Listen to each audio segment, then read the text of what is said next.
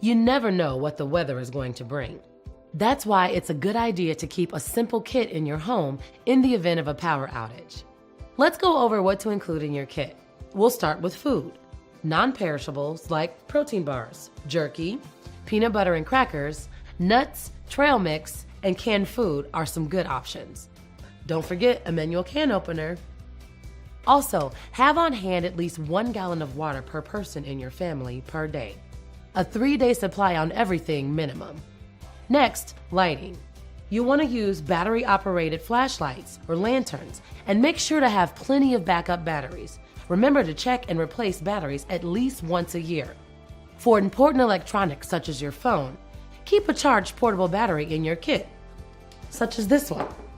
Some additional items to consider are a cooler to keep your perishables from going bad, extra clothes, a first aid kit, and even some cards or board games to keep the family occupied. Put everything in a large waterproof tote in a safe, dry place. And there you have it, a complete emergency kit to get through a power outage.